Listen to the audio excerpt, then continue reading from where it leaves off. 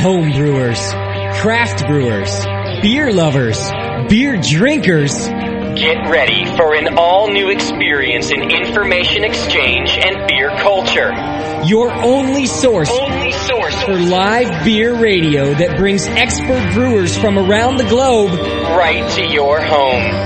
You're not just listening to broadcasters, it's the Brewcasters on the Brewing Network.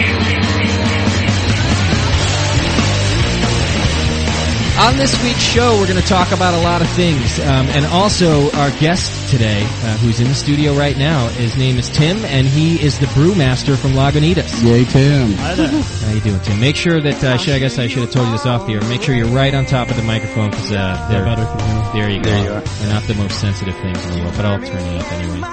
Tim, you are the brewmaster for Lagunitas, right? Well, yes, we're all very knowledgeable at Lagunitas. Okay. We're all head brewers there. Yes. Okay, so there's several of you then. Yes. We have a rotational schedule there, and we all we do about everything it takes to make good quality beer. Okay. Do you work around the clock? No, it seems like it. I dream sometimes about what's wrong with the brewing. I was wondering if you had several shifts going. Yes, we do. We have brewer shift and we have filtering shifts. So kind of like there's a separation between the brew house and the cellar. I mean, wort is made in the brew house, and your beer is made in the cellar when you bring the yeast in. Gotcha. So, yeah. Okay. So we're going to get who's higher up on the ladder? Who's higher up? Well, there's some managers. I'm on the floor. I'm in the trenches, Are you the low man, Tim? Did Lagunitas send us the low guy? Brewer. Oh, yeah. Awesome. He brought T-shirts, so he's cool. No, Tony Mangi's the man. Okay. He was the one with the vision, and he's our inspiration home brewer turned pro. Oh, okay. So, all right, but we all do our best thing to make great beer for him. We're going to work on getting you a promotion, Tim. we want you higher 2 up hours there. to do that. All right, that's why I'm here. We got 2 hours to make you sound great. Well, we plied him with liquid courage. Yeah. All right, we're going to talk all about Lagunitas and what Tim does and how he got into it in the second hour, because we got a lot of other things to get to. But feel free to call in with questions for him later. Let me give the phone number now, because we're going to have a discussion here in a few minutes that I want some phone calls about. You can call us today at 925-691-5589. Is that right, John? I believe so. Daniela, is that right? 691 we'll try it if we get a hold of you. 5589. Yeah. If the phone doesn't ring, well, I guess I gave the wrong one. Because we've had some stuff going on in the forums that I'm going to talk about in just a couple minutes that I want to... Don't make it cheesy. I love controversy. Yeah, I want to talk about all that stuff, too. What else do I need to make sure I get out of the way? Chat room. It should be working as well as it can. We're still working on getting a new one. But if you sign in as a guest, don't bother registering, because you won't ever be able to log in that way again. Go to the bottom of the page and log in as a guest. Put 2 numbers after your name. Like if you want to sign in as Fred, do Fred 12, and you should be able to get in. 69. So there's that. And we have a moderator, the lovely Daniela, of course, is going to answer the phones and work in the chat room for us to make sure that your questions get to us. So, all right. A couple of things we're going to do on today's show. First, in a few minutes, our spotlight today is about yeast and fermentation. So we're gonna give you lots of information about what yeast is, how it works, how to best manipulate it, and then use it in fermentation, because it's obviously it's pretty important. Yeah, that might be the most important part of the brew process. So we thought, hey, why not give you guys the lowdown on that. So, and also if you have things to say about it, beyond what we've said, again, feel free to call in and let us know. Before we get to that, I want to talk about some feedback that we've gotten over the last week. Sure. Definitely the main feedback was that people couldn't tune in last week, and that was because our streaming provider dropped the ball and didn't give us the bandwidth we were supposed to get. So we got that fixed. So I don't even really need to read those emails, because they all said the same thing. But some other emails were cool. Some good, some bad. We don't want to hide from anything here at the Brewing Network, so we're just going to read them right on the air. We're going to let you guys know, and you can send in all the emails you want, good or bad. We're taking them, and we're listening, and we're laughing. We're going to grow, become better. Yeah, absolutely. Apparently a good word for our show so far in the rooms has been cheesy, brewers like to use the word cheesy, and they like to use it in association with my voice. Hops can smell cheesy.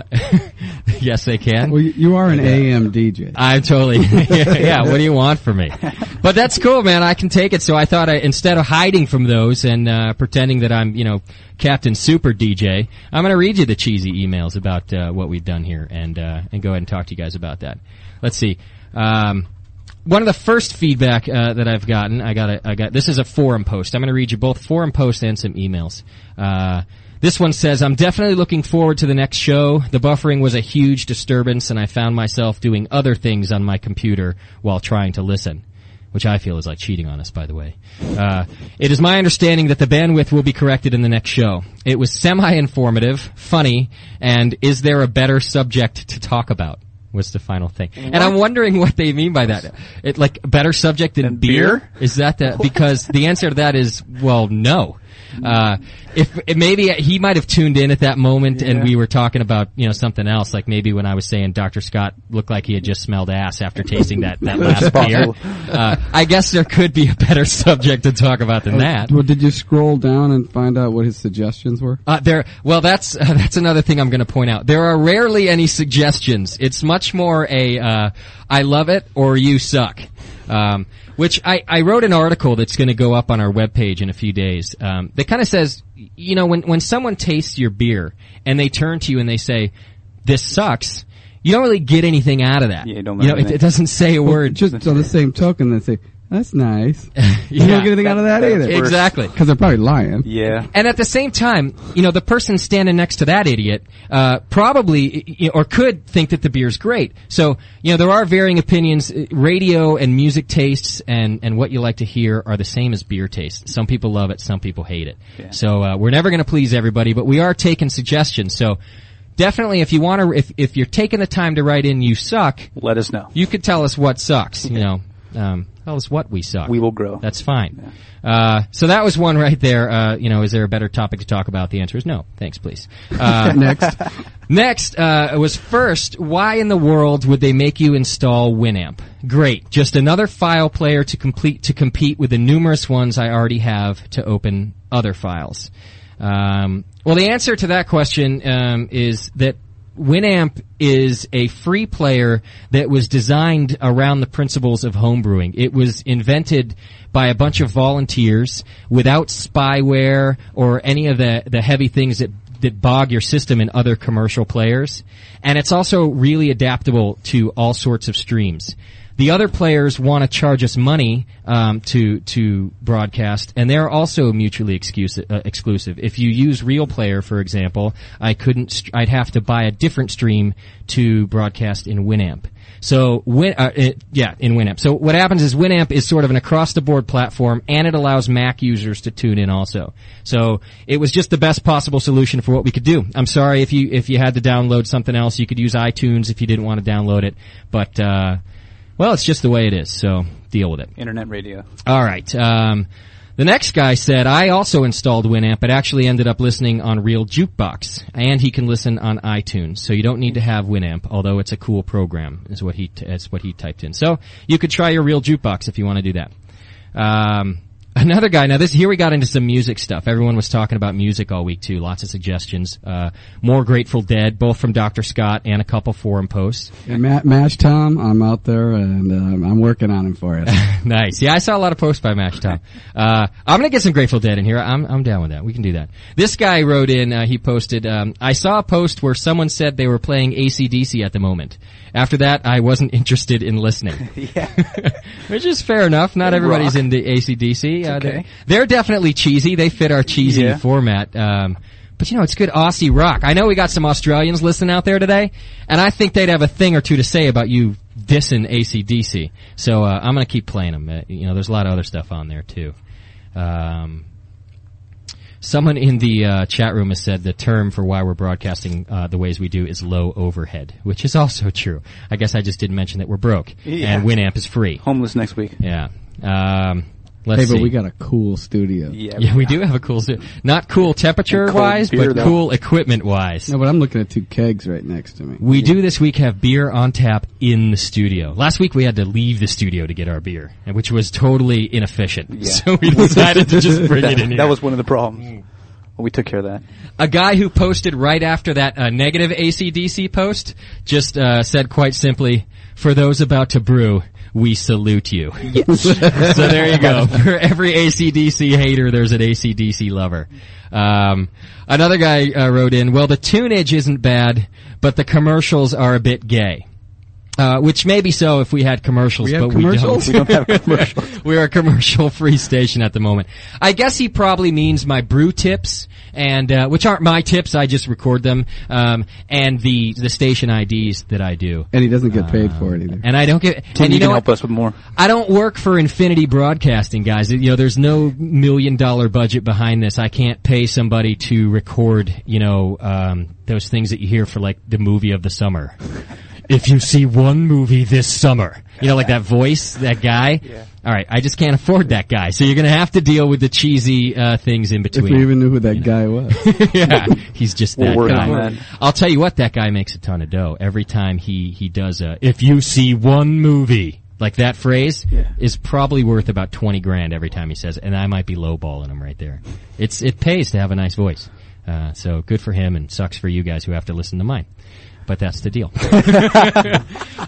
But in regard to the brew tips, which are cheesy sometimes, because I put some funny ones up there too, and I'm laughing when I record them. I guess if they're just cheesy and you're not laughing, then that's all right too. But hey, send us your brew tips, because we always want more, and everybody has a different thing that they do while they brew. So send us your brew tips. Have them email me. Email John at the Brewing Network, John P. at thebrewingnetwork.com, or just go right to the feedback page, and we'll record them. If they're any good, we'll totally put them up there. We need thousands. Yeah. But you could suck too.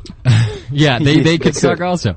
We were talking about, Daniela was talking about today recording some of her own, which might be a little better. She has a nicer voice than I do and a cute accent. So maybe we'll have Daniela record some brew tips. Well, hi to everybody. There Or she could do it in German and then. Yeah. That's hot. Hot. All right. Another guy wrote in, he actually put the in there. He says, I don't get it. Why is this called the Brewing Network? Flipped it on this morning, the Cars, and now this afternoon, the Cure. What gives? No mention of brewing on this station. I would say hang out for more than 35 seconds, and you're going to hear something about brewing. That'll answer your question. Well, this is generally a live show, and exactly. We got lives too. Right. Yeah. We have dedicated our Sunday afternoon to come into your home. We're going to have more shows too. And there will be more live shows. So in the future, you'll tune in and you're going to get more live brew talk. But we want the music there too. I want people to be able to tune in and listen while they brew. So if you tune in and you hear nothing about brewing, either come back on a Sunday or hang out for a few minutes. You're going to hear some brew tips in there. The next guy said, I'm listening right now at work, Guns N' Roses, Sweet Child of Mine, pretty good variety of music, and it's brewing related. So like I said, one guy will tune in and say there's no brewing, the other guy will say great brewing tip station, so what are you going to do? Well, you did put some thought into it, trying to get at least, they say beer or brewing or drinking or something in the song. Yeah, I did. I'm trying to I got a little Jimmy Buffett in there who's always, drinking. Drinking something. We can get some drinking out of Grateful Dead, you can be sure of that. Oh, yeah. AC/DC might not mention drinking, but they're drunk when they're playing. Yes, they are. Right? So it's the same thing. And don't forget Alcoholica. Yes. So I'm working on, whatever. Just hang in there, guys. This one's good. This is an email I got, and it was my first angry email. And by the way, I love we like these. I love angry emails. Yes. He's an angry man. The guy was almost apologetic about sending it, but I say don't apologize. If you're angry, tell me. I'm fine. I'll yell back. We'll fly out there and, Yeah. We'll brew with him. Yeah. We'll try to make everything better. But he started out with this. He says, okay, I'm stupid. Last week, I had no troubles getting the broadcast after I signed on to the low bandwidth. This week, I can't get it no matter what I try. Yes, I downloaded the Abacast thingy twice, and it won't do a thing. I went to their site, tried all the troubleshooting, and still nothing. If I weren't about half snockered right now, I might be kind of pissy. Oh, wait, I am. Signed, Mark. Thank you, Mark. Hey, Mark, you out there? Did you make it work yet? Yeah. Call in. Call in, even if you're still angry, but if you got it to work, call in. By the way, when I get drunk and pissy is when I send all my emails, too. Yeah. So if you get one that yells back at you, I'll send another one in the morning. It's a little nicer. Forgive me. What can you do? Yeah, John, I've sent John a few drunk emails. Yeah, you have. They were more like essays. I do gotta run off a little bit. Yeah. Another guy wrote in, yeah, I got the stream to work now, but the DJ is just too cheesy. Which, like I said, is a theme for us. A guy who wrote after him defended me, he sort of defended me, I guess. It was a nice effort anyway. He said, all DJs are cheesy, it's just their way. Good job, guys. It'll be nice to be able to check into the show this weekend. Right on. So, It makes you think, hey, radio. yeah, exactly. What do you Beer radio. I mean, I'm working on it. I'll You're try to doing be fine. less cheesy. You're doing What do fine. you know? Sometimes cheesy is yeah. good though, if it makes you chuckle. just share the beer. Isn't that an off flavor? It is. Cheesy? It's not Cheesy. good in beer, but it's good for Oxidized Oxidized hops. hops. I kind of like cheesy. So that's That some of was the funny, Tim. In stereo. That's some of the feedback That's the beer that I got talking. this week from you guys at home. And like I said, keep sending it. I'll read it. All right, I'm going to give the phone number right now because we're going to have a little discussion here. Hang on. I'm going to do our first on-air burp, which I think is necessary. We didn't get one last week because I think everyone was a little uptight and didn't know if it was okay to do that. I've been holding back. It's your microphone. I was trying not to. Yeah, go ahead. I'm never going to use that one. That's my microphone. I think it's important to let out a burp every now and then. And like I said, we were all a little uptight. I actually got criticized in the forums for not drinking enough last show. I was trying to stay sober so my lips didn't get all loosey-goosey. Yeah. Today I started drinking before the You show. have to. Yeah, So, I at least poured 2 beers down and before we even He did. started. I was trying to say to Dr. Scott, do you want another one? I said, well, let me finish that one. He said, well, why don't you finish that one now and I'll get you another one. I said, all right, fair enough. Not twisting my arm. Yeah, that's great. So, okay, the phone number to call here is 925-691-5589. Correct? All right. Correct. Well That's done. it. Here's the discussion. You're correct. I want to talk about some things that are going on in the forums that aren't related to the show. In our forum in particular, you guys have been talking all week about glass carboys versus buckets. Plastic buckets. We're talking about fermenting. Mm-hmm. And I didn't realize until reading it this week that it was such a heated debate and that there's so many differing opinions. I had talked to John about it a while ago and what he and I'm new at it anyway. What he said made sense and I said, all right, I didn't give it too much thought. And then I started reading in these forums about people getting hurt on their glass carboys. Lots of them break. Lots of hospital visits. There's actually I got a story too. All right, at a good. Hospital. All right, we need to hear that. Okay. In the forum, they're posting them. There's a brewing injuries posted, like a whole subject. And all the injuries, there's a couple burns in there, but for the most part, they're glass carboy injuries. And it's either, sometimes I guess it's even happening as you dump out the sanitizer. If you get an air pocket in there, and I guess it can just shatter They're that big, way. they're slippery, they're heavy. People dropping them a lot. I like them, but buckets are cool too. You just got to remember, you got to change your bucket. You can't use the same bucket year after year. It's just nasty. And talk about why that is. You've got micropores in the plastic. Okay. And every time you clean it, you're going to scratch it again. And you're just not going to get it clean as it is the first time. The sanitizer doesn't get into No, those? it doesn't. Sanitizer only sanitizes when you don't have the crud on there. You got to debride the whole thing first. What about using powder brewery wash? It's not as good. You can prolong it a lot better. Not even with the soft sponge? I mean, Well, how many people, they get that crudly stuff on there and they flip that sponge over onto the scoury side and they just go for it. And that's fine for a while and you can get it off of there. But after a while, it just becomes too scratched and you're going to invite some kind of infections in there. If you're really anal about that when you don't want to have that, great. Just change your buckets. What are they, $6? Yeah, they are relatively cheap. They're $6. Right. Don't get one with What about a food grade liner? Consider something like that. Really? I know at BOP What's I've worked that? at, we were doing that. If you have a larger pail, you're using a little more expensive. Some food grade liners. Yeah, there's a big plastic liner that goes inside there, and that's fine too. Or if you're going to be doing glass carboys, they're a little harder to clean because of the neck. Interesting. But there are ways of picking them up. The handles are worth a lot. Don't pick up a full one with the handle. The neck handle is not for picking up full carboys. But there's slings you can get. Well, I was And going to cardboard mention bags, that too, there's a guy you know? in the forum who's been a cool guy all the way Yeah. through. His name is Travis, and he actually posted pictures. That he made it. Yeah, I saw It's a those. homemade carboy carry, and it's awesome. It's full nylon straps. It wraps Right. all the way around the bottom, and you hold it from the top. Right, if you can't buy one, they do make them. They're called carboy bags, and they actually insulate too. Okay. And just be careful. Yeah. Better safe than Well, sorry. I'll tell you what people are saying in the forums that I read is that the issues involved with injury and breaking a glass carboy aren't worth the problems with plastic buckets. In other words, just change out your bucket, like you said, and they'd rather use the plastic bucket. Yeah. Another issue they're talking about, some people with plastic buckets, is oxygen, and them not being a tight enough seal and oxygen getting in there. And other people have said it's perfectly fine. So what do you guys think about that? Well, Isn't plastic porous? No, yes, but it's over 7 days or so when you've got it in there. And when you're fermenting, it's a positive pressure. Your CO2 is wanting to push out. Right. So the oxygen isn't going to seep in when your CO2 is trying to push out. It's not an issue. Right. Now, if you're going to try to have a secondary, 30-day secondary in your second bucket, you're going to probably have an issue with oxidation coming in. Now that's a good point that a lot of people in the forum mentioned too. They said, I primary in a bucket, but I'll secondary in a glass carboy.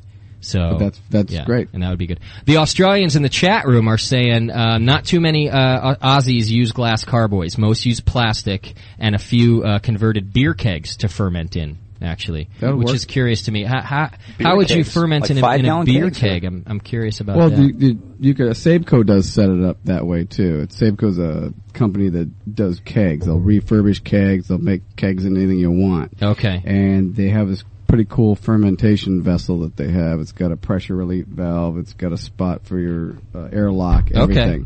Nice. And it's a stainless thing. Okay. If it can be made out of a keg, I think Safeco's done it. Right. Okay. Visit their website. What is that website? www.safeco.com. Are we talking SAB? Is that what you're saying? SABCO. SABCO. It might be kegs.com. I'm not sure, but you can just put it in Google it up. You get it. What do you think about this? This is in the chat room also, and I've heard some negative things about this. This person said plastic is good if you clean it with bleach. Now, what about using bleach to clean? Do you rinse it? Bleach doesn't clean. What does bleach do? Bleach is a sanitizer. Yeah. Okay. And bleach doesn't clean. You have to get whatever it is clean. And when you're talking micro scratches, and you can't it's overuse tough. it either. You don't want to pitch too much, I don't think. And bleach. I stopped using bleach a long time ago because I start to taste it a little bit. It's got a very low flavor threshold for bleach. Do you rinse it or do you just let it dry? Oh, I rinse it. Then you got to deal with, what are you rinsing it with? Filtered water. Filtered water, hot water. Right. You got to deal with that. Then I went to iodophor, and That that stains all your liquid, plastic. yeah. That stains everything. Right. Like iodine. Right. I just got an interesting idea from the chat room, and this was also mentioned, not the idea, but in the forum it was mentioned that a benefit of a glass carboy is that you get to see the fermentation and that you want to know what's happening. Well, this suggestion for That B3 for a huge. little marketing idea is to make clear plastic buckets. Order some clear plastic buckets so That that you, would be cool. you get your plastic and you get to watch the fermentation. Yeah. Although I don't know what plastic is that thick that you can still see through, but it'd be interesting to look into. Yeah. It's fun to watch it turn. And, Yeah. I used to babysit it and hold it Yeah. when I first started. And Nice. Yeah. I still always watch mine. I lay next to it and I pet it. Talk to it. Yeah. I say, hey. give it your energy to it. Hi, sweetheart. How are you doing? And then my girlfriend says, what? Are you talking to me? I was like, no. Shut up. I'm Smell talking my to airlock. deer. What do you think I'm talking to? Yeah, so people want to see it. Although there was a post I remember in the forum, a guy said, I want to see my beer fermenting so I can see if there's any problems happening. And a reply to that was, well, so what if there are? What the hell are you going to do about it? It's a little late, yeah. Which I was like, good point. You can worry just a little earlier. Yeah. I mean, he's right. Once it's fermenting, you're either you're gonna call it quits or you're gonna drink it, right? At that point, Drink right out the Blend fermenter. it. No, you don't throw it out. you don't do it. That's wrong. No, you give it to friends. Yeah. I had to throw out one. Maybe not some friends, but other people. Yeah. I had to throw out one batch of drink. wort. You guys want to hear my retarded story? I of would the love day? to hear this story. John, you know the story. What did you do? And I encourage others, by the way, not to just leave me hanging out to dry, and call in with your retarded story of the day, 925-691-5589. I'll get you an 800 number next week. We already ordered it. But it takes some time, I guess, whatever these people are doing. Here's what I did. And I wasn't drunk, I just was preoccupied. You're a partial when I boil was man. brewing. You brew partial boils. I do partial boils, so let's start with that. And my process is this. I fill my carboy half full with sanitizer as I'm chilling my wort. Half empty or half full? I'm a half full guy most of the time. Okay. Talk to me tomorrow and I might be, you never know. Today I'm half full. So I go half full with sanitizer and I leave that, I swish it around, I turn it upside down, and then I leave it sit as my wort is chilling in the sink. And then as soon as my wort's chilled, I dump out the sanitizer, I put my wort in, and I add enough water to get up to 5 gallons. Well, on this particular day that I was thinking about the Brewing Network and trying to work on things all at the same time, I moved over my carboy. I started dumping my wort into it and realized that I forgot to dump out the half-full sanitizer. Yes. And I literally got, I have the big funnel, so I can't see past the funnel. That's all I can see. And all of a sudden, my carboy's overflowing. And I'm going, how could it be overflowing? I got 3 gallons of wort here. It's a 7-gallon carboy, right? And that's when I realized, after almost all my wort was in it, that I had left it half full with sanitizer. You just wasted 3 hours. Man. I just sat there looking at it for a good 3 minutes, stunned. I didn't say a word, I just stared at it going, man, you are stupid. And I had to dump it, right? I couldn't what am I gonna do with that? So I put it in my garden. Somebody drank it. Just wasn't. Your hops are growing wasn't well. a human. Yeah, my hops are looking good. They're looking just fine. Because sanitizer will kill yeast too, right? I mean, I could have tried to ferment it still, but for one, it was gonna taste bad, and it probably wasn't gonna even ferment, right? Tim? Probably not. No, fungicide. Not with that Fungicide. much, no. It was going to kill all that stuff. Okay. Oh, man. And it was going to be be a little bit, yeah, but it was going to be a good, I had a little funeral for it. it was probably the best beer you ever made. Yeah, that's what I told myself all night long. It's okay, Jay. So anybody else want to give a retarded beer story, or does that about take the cake? Here, I got a question from the chat room, so we can get off of me for a second. Is there an odor problem with a plastic fermenter? I'll preface that by saying I saw a post that somebody said they dry hopped in a plastic fermenter for about 30 days and could never get the hop flavor out of that bucket no matter how many times they washed it. That's a long dry hop. That's part of an answer right there. You guys have any experience with that? Odors in the bucket? Well, how long do you dry hop for usually? A week, usually. You're a week guy? A week. Dry hop. Tim? Do you dry hop? Well, that varies. I like to dry hop a little warmer, actually, because I feel that helps in the take up of all the the components of the hops that you want. But yeah, generally you can get some vegetal flavors if you keep it in there too long, and that sounds like a long time there, a month to keep it there. It's yeah. gonna soak it probably won't come out in your next beer, even though it smells too much, unless you're doing really a light beer. And do you think the hoppiness won't come through? Well, spend the $6 and get another bucket. Get another bucket. Yeah. That's what I figure. If it smells, just dump it. Use it as a sanitizer. I have had problems when I've used fruit, and I've fermented with fruit in the secondary in a bucket, and you just can't get that smell out of there. Right. And I don't want my lager smelling like raspberries, so gotcha. Just use a different one. Well, I was sold on glass carboys before, like I said, and that's what I use now. But some of the discussion in there about not just the danger, but I hate cleaning my glass carboy. It's a pain in the ass to get that trub off the top of it. I know you're shaking your head because you got some. Dr. Scott's shaking his head at me because he's got a super tool. I know it already. that cleans the thing with it. He doesn't submersible pump. He probably has a remote control for it. He does. Just about. Yeah, just about. But before you get to that, I'll just say that the ease of cleaning a plastic bucket for me, because I don't have a super tool, is almost swaying me right now to move over to plastic fermenters. Let's go back to the smell in the bucket. Okay. If the smell can stick around. Smells are generally particulate in nature.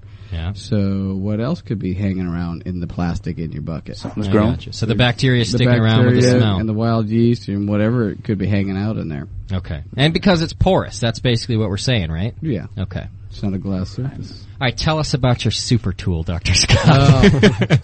I got really tired of scrubbing. Yeah. Scrubbing with that bent little brush. Exactly. And, or then I tried to, put PBW in there and let it sit overnight. Yeah.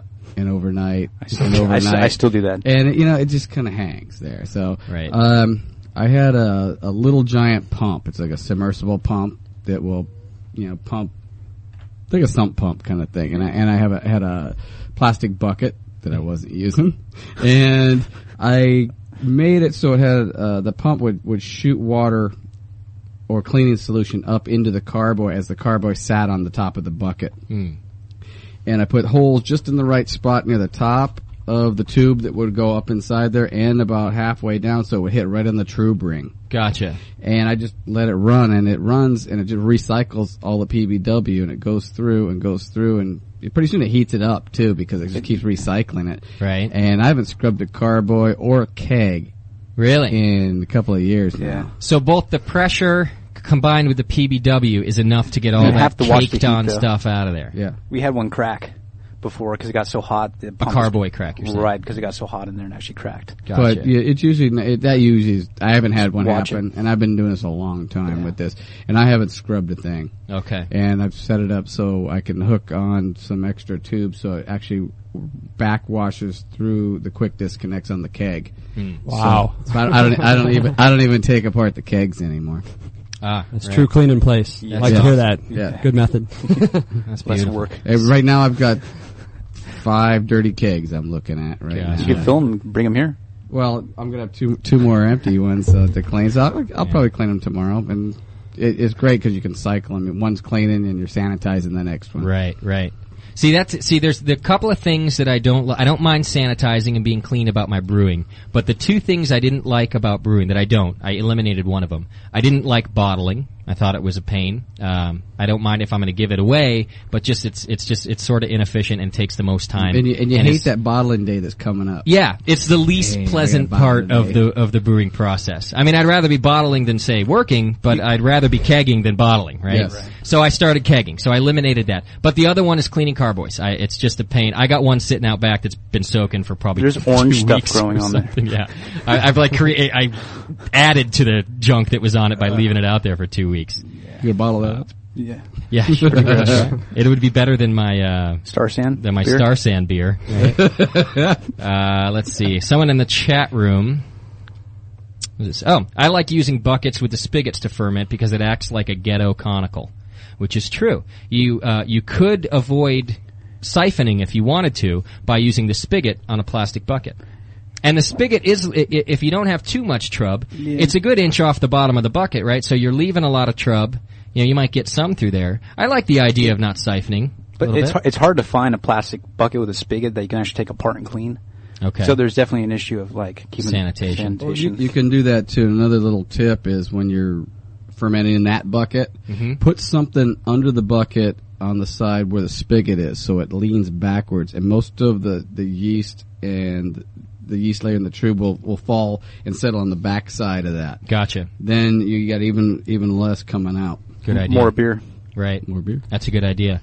Someone wants to know, doesn't bleach corrode stainless? Yes, it does. It does. You don't want to pots use it, right? You don't want to use Pits it, yeah. It pits it and creates microfractures, and it's not a good thing. Just stay away from that. What are you using to clean your system, Tim? Well, Bleach. No. Lagunitas has totally gone away from the bleach for the reason we just talked about, the pitting. Okay. But, it's a pretty high concentration of sodium hydroxide, which is caustic. And we also have an activator that we put in that it takes the place of the chlorine, I guess, which makes it a more effective caustic cleaner. But we also will use some acid washing as well, which removes beer stone. Yeah. And caustic phosphoric acid is a good combination. Good Tim has no body hair. Quite the opposite. He's From what I can see. He's got half a lung and no body hair. Wow. But his beers are pretty damn nice. And that's really what counts, isn't it? Yeah. Is caustic, is it a sanitizer or is it a cleaner? Or does No, it it's do a both? cleaner only. I'm sorry. I didn't talk about the sanitizer, but that's paracetic acid. Okay. That's what we use there. You got to get the beer stone off of the surface first because it's crusty and you need hybrid. What type of acid to get that off? Beer stone? Phosphoric. Phosphoric. Yes. So you could just use Star Sand as a home brew then. Yeah, see, iota 4 does have a certain percentage of phosphoric acid in it, yeah. Okay. Yeah. All right. We got to take a little break. Okay. So we're empty partly on because beer. I'm sweaty, and because we need another beer. Another beer. And you do too. So and I do get too. up, go get a I do beer. too. You guys are going to see what I'm talking about. At the end of the show, my lips will be hanging off the microphone. So we're going to take a little break. When we come back, we're going to start our spotlight today about yeast and fermentation. We're also going to give away a beer, and more beer gift certificate. So, and later on, I got more giveaways from Lagunitas too. So, hey, hang on, someone put it. Let me just say this real quick in the forum. I have an answer to bottling. 1 liter snap top Grolsch style bottles, which I did start using. It saved the actual capping problem, right? Mm-hmm. But not the sanitizing bottles and going from bottle to bottle and all that. That problem was still there. But I do use those now. Bigger bottles are always a plus. Absolutely. When I first started, I hated it too, and then a godsend was 22-ounce bottles. Absolutely. Bombers. I agree. Bombers. I'll bring you home. I did. I bottled a whole batch in 12-ounce once. That's it. After that, I went right back to 22-ounce bottles because it's half the work, right? Hey, friends, and you don't want to drink 22? Yeah, screw them. Then they're sissies anyway. They shouldn't be drinking homebrew. All right, like I said, when we come back, we are going to give away a B3 gift certificate and start talking about yeast and fermentation. You're listening to the Brewing Network. We've got Tim from Lagunitas, Dr. Scott, John, and myself. The Brewing Network, saving your life. 1 beer at a time. There you go. F you if you don't like AC/DC. That's what I have to say. Angus rules. Yeah. Come on, if that doesn't get you pumped up about coming back to the show, I don't know. I don't know what does. I like a little AC/DC. Awesome. Hey. There used to be an AC/DC tribute band that played around here, and I will totally agree that it was the cheesiest show you can go to. But for some reason, I loved it every time. And I'm not a big AC/DC fan. It was just rock. It was cool, man. What was the name of the band? AC/DC 2? They were like, no, they went by like a song name. They were like Thunderstruck or something like that. You know, they had to pick a song. But come on, they're just cool. Whether you like them or not, they're cooler than you are. That's what you have to accept. All right, let me give you one last question from the chat room before we move on to our yeast. Are we going to give something away? Yeah, did you guys come up with a trivia question? Yeah. Okay. But you didn't like it. I didn't hear it. I went over to something else. Did you give it to me and I told you no? I didn't write it down. Oh. Yeah. Because I wasn't listening. Let me ask you guys this question from the chat room first. Okay. Sometimes I'm very single-minded. I can look at you and you were looking at me, right and I can nod my head and I'm totally somewhere else. And you said okay. I apologize. It won't be the last time that happens. It's nothing personal. It's just I'm a freak. Somebody in the chat room wants to know, what can I do to get stains out of my freshly cut keg? Anybody know about that? I got a couple stains in my kegs too, a little rusty stuff at the bottom. No, I see. Did they cut it with a flame or the heat from the heat? I guess we'd have to ask that. Chat room, you're going to have to respond to that, whether you're talking about heat flames or you're talking, content flames. You have to passivate it. There's nitric phos would do that. Or citric acid will do it. B3 uses a passivating machine. They have a phosphoric acid and a little electric machine, and that's what takes all the passivation.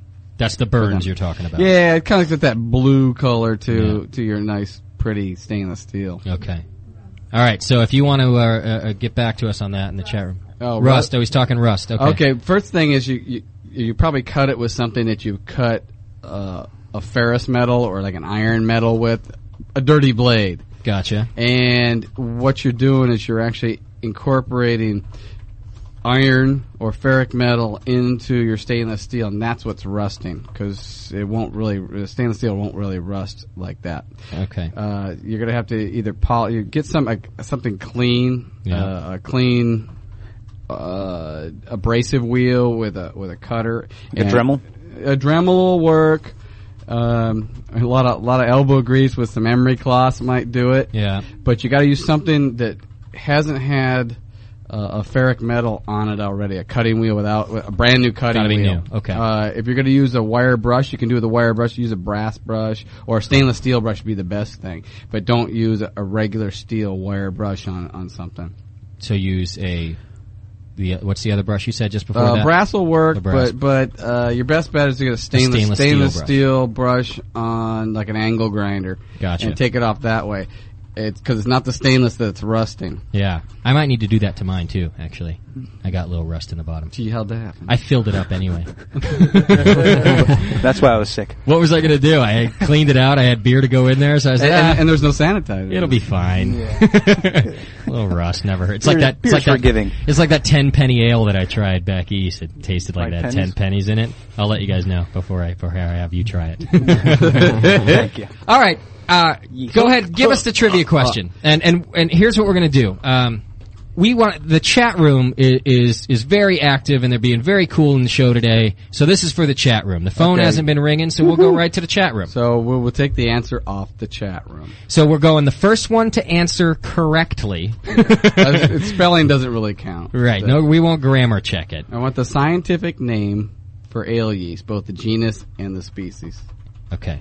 That's your For question, ale chatters. yeast. The scientific name for ale yeast. Genus and species, correct? Right. All right, there you go, chatters. If we get a phone call, I bet you that Crotch Rot's going to call. He wants that other Triple Freak got to pipe up with that. Come on, Triple. I would like to say Crotch Rot, which is just cool to say, by the way, on the air. That's his name, though. I'm not just talking about Crotch Rot. Yeah. He's one of our listeners who's just been awesome to us since the very beginning. Thank you very much. And especially with the bandwidth thing. I thought that was very cool. He when we had bandwidth issues last week, he knew about our budget and trying to accommodate more listeners with low budget. He offered to host listeners on his stream, which he's actually doing right now because somebody in the chat room couldn't listen, and Crotch Rot said, "Don't worry, I'll take care of you." And he's going to broadcast for us. And then he posted in the forum the entire process about how other people can donate their bandwidth also. So it would have ended up this huge network of homebrewers sort of donating bandwidth to each other so everyone could listen. And man, that's cool stuff. And that's what I love about the homebrew community. Yeah, and they help each other. Yeah, the response we've gotten since we started this from people like that is just the coolest thing. So just a good thanks to good old Crotch Rot. He's a good guy. Never thought I'd be thankful for Crotch Rot, but I am. So there you go. How's the chat room doing on answers over there, Daniela? We're getting some answers? Yeah, I'm trying to write it down. It's complicated. Okay, she's writing down the answers for us right now. I guess we can start our discussion about yeast while we're waiting for that. We'll interrupt it when we get somebody. I might make the winner Tim's brain. Might make the winner call unless they're out of the country, just so we can talk to him and say hi. Okay, here we come. Oh wait, she's giving us an answer right now. Have you written it down? Okay, this is the first one. Okay. Saccharomyces cerevisiae.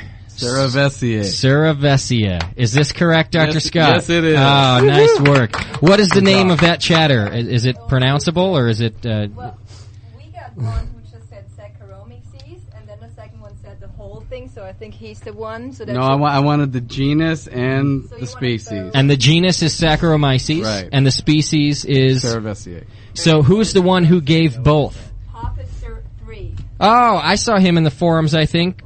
Is it Popester or Popstar? Popister? I don't know how you pronounce it. It's the Pope? If you want to call... I think the Pope just won $20. Excellent, dude. They have internet. You can turn our beer into wine. Very nice. That is the answer that was asked for. So he did want both. Dr. Scott said that. And so that's your winner right there, Popester. You just won a $20 gift certificate to Beer, and More Beer. Excellent. Daniela, you're going to have to get the information. Popester, if you can, we wouldn't mind you calling in. I mean, you're going to get the certificate either way, but we wouldn't mind talking to you and congratulating you and finding out, what you're going to spend that on. Talk beer with them for a bit. I want to know. I want to buy a T-shirt. Yeah. I want to know what you're drinking, and I want to know what you're going to spend that $20 on. I could use $20 to go to B3 myself. Good. Wish I could have answered that question. Buy some more Star San. I should have gone in the chat room. Yeah, I need it, actually. It's funny you should say that. No, you need a stainless steel brush. I should have logged into the chat room under a different name and answered the question, if I could have. Oh, yeah. That's important. Wow. All right. Why don't we move on? I didn't give him the answer. You did not. Okay. Today's topic is going to be yeast and fermentation, and John has done a lot of research for you guys to really try to get some good information that isn't just the basic stuff. We're going to talk about from a homebrewer level. On a homebrewer level, homie, and homie. And Tim, although he may not know it, we've just decided that he's our yeast expert for the day. All right, I'm here. Yeah. So actually, what he's going to do is talk to us about how he uses yeast and the best ways that that works for him. So. Kind of try to get as much information as we can. Why don't we start with the basics? What is yeast? What is it, John? What is yeast? Well, there's two kinds of yeast. There's ales and lagers. Ales are top fermenting. Lagers are bottom fermenting. So there is only two strains of yeast. It gets a little There's gray. more than that. It gets a little gray, and Okay. then you throw your wheat yeast in there. But Okay. basically, it's a good cell. place to start. Okay, your two basics are ales. It's a and single lagers. cell. Yes. Yeah. Okay. There's other single cell organisms that you can use to make. So various yeast beers, is- Belgians in particular. But yeah. Yeast is a single-celled So organism. let's just talk about brewer's yeast All right. right now. And the one cool thing that I never knew that Chris White told me was brewer's yeast does not exist in the world outside of the brewing community. Really? You can't go out and scrape it somewhere and start brewing beer with it. It just doesn't exist out there. Really? It's We made it. it's in the zoo. Okay, Yeah, it's a captive animal. I gotcha. Interesting. So of all these single-celled organisms, like my roommates, yeast is one that we have to make ourselves, basically, to brew it. Okay. Well, you don't make it, but you have to keep it, farm it. You're a yeast Yeah. farmer, and that's what you do. Yeah. Gotcha. You make Yeast them herder. happy, and they make you happy in return. Gotcha. Unless you piss them off, and then they make your beer bad. Well, no, it's a very symbiotic relationship. Okay. Synergistic. If your beer turns out good. Wait, synergy. Nice. All right, so those are your two strains. We got top fermenting ales and bottom fermenting lager yeast. Right. Right? Okay.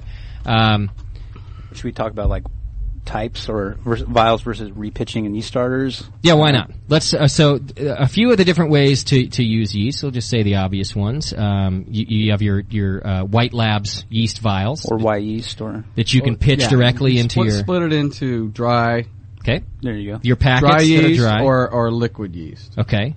Other ways to use yeast, though, are to do a yeast starter with either one of those, correct? Right. Yeah, that's a good thing. Or to use a yeast slurry, which is yeast from your last batch. Right. Right? Okay, so there's several different ways to use yeast, right? Well, let's go on to the slurry and re-pitching and reusing yeast. And we're going to let Tim field this one because Right. that's what commercial brewers do because it does cut down a lot on the bottom line. Right. Yes. What I'd like to do, for your beer, what I want to do is talk about exactly maybe what's a beneficial way to use each type of pitching. So we definitely want to hear from Tim about using yeast slurries. But John had said something to me yesterday that maybe with a Hefeweizen, you don't want to do a yeast starter. You'd rather use a vial and just pour it right in. You'd So- want to stress it to produce more fruity esters. So you would do a lower pitch versus a bigger pitch. I don't know if these are controversial, but It's I'd like to just- talk about the different ways for all of them and why you might use each Well, one. these are very advanced techniques. Okay? Let's cover both. Let's go beginner well, and if you've advanced. gotten down to where you're brewing your killer Hefeweizen and you're fine with it, great. Then but stick if you with want it. to start messing around with things and parameters, yeah, John's got a very good point. Okay. You want to stress the yeast, either with temperature, you can do it with osmotic pressure, with how much the situation is with the sugar in the wort. You can push them with the pitching rate. There's a lot of things you can do that can change that. You're a yeast farmer, Right.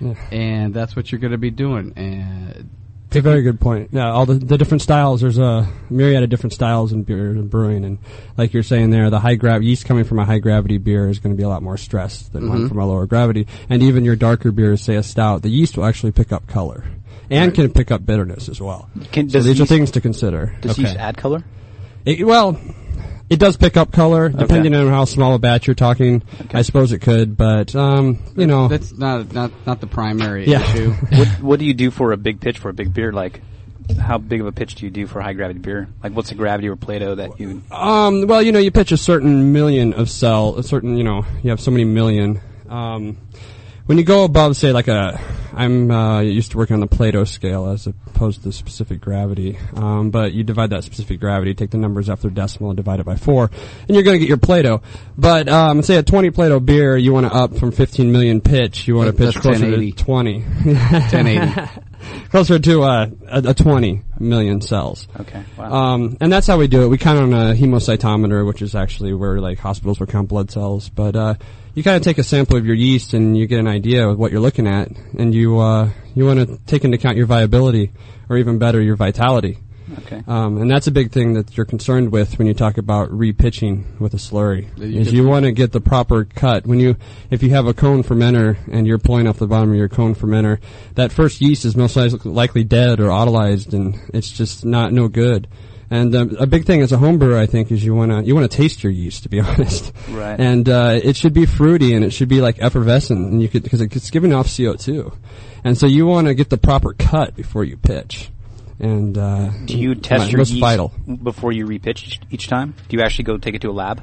Well, no. Well, we have a lab at Lagunitas, and microbiologists who will look at the yeast and the morphology and things, and how the cells look, and if they're budding and things of that nature. Okay. But we look under a microscope, and a home brewer could do that. It'd be a very sophisticated garage brewery, I guess. But like I said, it all goes back to taste. I do that at the brewery even. Sometimes things have to be done in a hurry, and you don't have a lot of time to choose which tank you're going to pull yeast from. Right. And you just go with the fresh. a lot of times the freshest, is the best. How many generations do you pitch? Or we'll pitch upwards. I have pitched upwards of 15 generations. Wow. By generation 15, you definitely want to reprop. Generation 10 is probably a better. Yeah, I've heard 10. Yeah, that's actually a better rule of thumb. Is that an ale? Depending on performance, Is that an ale yeast? Yeah, this is an ale yeast I'm talking about. I'm mostly familiar with ale yeast, lager yeast. The same amount of generations, 10 to 15, but they're a little bit different. They can they're a little bit hardier yeast, I guess. So. Okay. I got a couple questions. You were talking about the amount of yeast and the cut of yeast is what you would say, correct? Yeah, okay. Yeah. One of the questions is how can you determine, and this is on a homebrewer level, it sounds like, how can you determine your starting gravity of a yeast starter before you make it, so that they know how much yeast they're pitching? Well, right? the main thing is you want to try to keep your starter very close to what your beer is going to be. Okay. Your yeast have a tendency to make the correct enzymes to ferment the certain kinds or the amount of sugars that are in the wort. Okay. If you make a very weak starter, you put them into a high gravity wort of your beer, you're going to stress them. They're not going to ferment or just perform as well. So how are you estimating then exactly what you're going to get out of your starter? Figure out what you're going to do. Yeah. For a beer. Okay. Figure what your final gravity or your original gravity is going to be, and then tweak your starter as it. If you put about a cup of DME in about 1,000 milliliters. That's about a quarter pound roughly. Yeah. You're going to get about a 1050, I think, something like that, and that's a good round number. Okay. This question is similar, and it maybe gets it a little more specific. This person wants to know: is there a formula to use to hit the original gravity of the yeast starter that you're shooting for? Yes, there is. Do you know that offhand, or could we maybe post that later? Or? Well, a pound of malt or DME produces. They have different levels of sugar content, so you would have to use that. Usually, you can figure out a pound of DME in a gallon of water is going to be about 1038. That's the gravity. Right. Okay. And so you just play with the numbers to get it up to where you are. Less water, of course, because you're not going to do a gallon starter, and you're not going to put a pound in there either. Right. Okay. I don't want to get into that right now. Do you guys know any books to get started in yeast farming? Is what this person wants to know. Called Yeast Culturing. Yeah, okay.